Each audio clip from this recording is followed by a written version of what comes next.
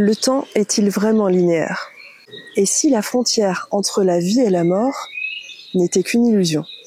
Nous allons explorer une perspective de la physique quantique qui pourrait offrir des réponses aux mystères spirituels que l'humanité cherche à comprendre.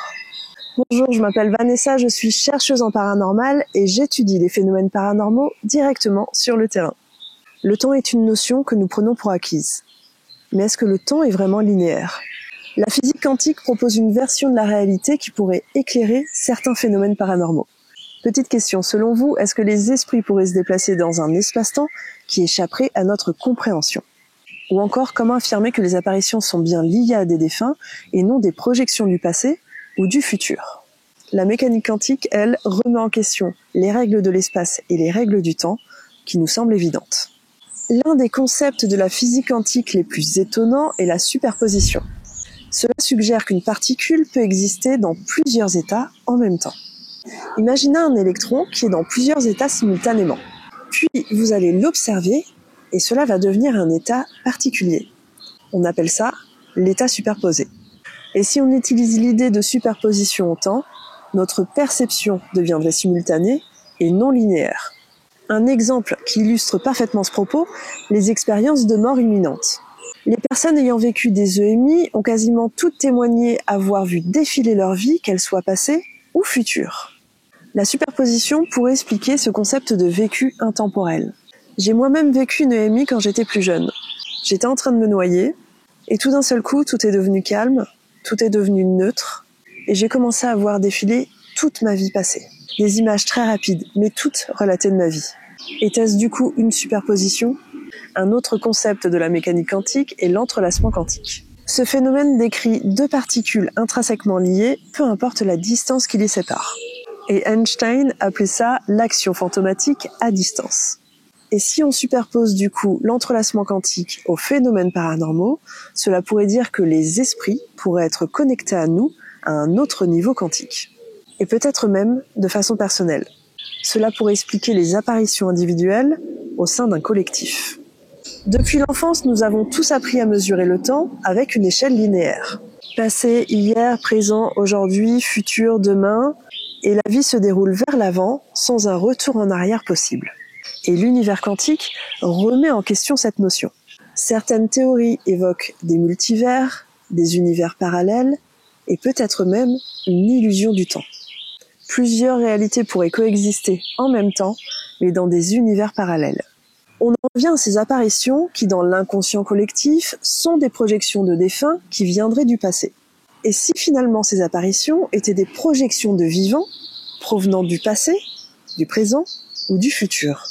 Je sais, ça ressemble à de la science-fiction, mais peut-être que finalement les auteurs de SF n'étaient que des visionnaires et que tout ceci n'est que de la science normale. Rappelons aussi l'existence du phantom imprint ou encore les empreintes résiduelles qui sont des émotions, actions ou événements marquants qui sont figés dans le temps. Ce concept replay d'un phénomène paranormal qui se répète en écho pourrait être une forme d'entrelacement. Et finalement, ce que certains appellent fantôme ne serait qu'une empreinte conservée dans une sorte de temporalité figée. La physique quantique évoque également le paradoxe temporel. En quelque sorte, le temps serait une entité fluide qui permettrait des intrusions de fragments du passé, du présent et du futur.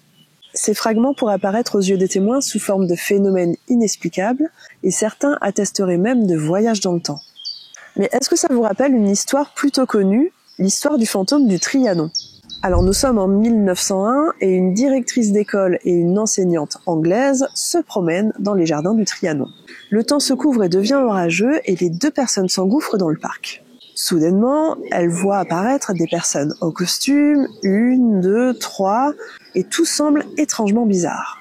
Elles penseront à l'époque à une reconstitution, mais après vérification, il n'y avait aucune reconstitution ce jour-là. Suite à cela, elles ont décidé d'écrire un livre en 1911, un adventure, qui relate toute cette histoire. Et dans l'histoire de l'humanité, il y a eu d'autres histoires de ce type qui évoquent le paradoxe temporel. Le principe de non-localité, quant à lui, suggère que deux particules, si elles sont en interaction quantique, peuvent affecter l'état de l'une ou de l'autre, peu importe la distance. Par exemple, les prémonitions concernant un être cher seraient finalement un concept de non-localité. Et même chose pour les apparitions des proches au seuil de la mort. Sentir une présence alors que personne ne se trouve dans la pièce serait aussi un concept de non-localité. La connexion émotionnelle se fera à distance, bien qu'elle semble se trouver dans la pièce où nous nous trouvons. Prenons également l'exemple des phénomènes de voix électroniques. Petit rappel, les phénomènes de voix électroniques sont des messages qui proviendraient de l'au-delà et qui sont enregistrés sur des fréquences inaudibles via des appareils tels magnétophones, dictaphones, etc. Ici aussi, ce principe de PVE pourrait s'appliquer à la non-localité. Et avec toutes ces explications, vous comprendrez que tous les répertoires des phénomènes paranormaux pourraient être remis en question. De la réincarnation aux apparitions, en passant par les EMI, finalement, tout ça pourrait peut-être s'expliquer par la superposition, l'entrelacement quantique ou la non-localité. Alors il reviendra à chacun de décider si l'apparition observée est un défunt du passé, une projection du futur, une réalité interdimensionnelle ou encore un événement marqué dans le temps. Moi personnellement, j'ai ma petite idée. Et vous ?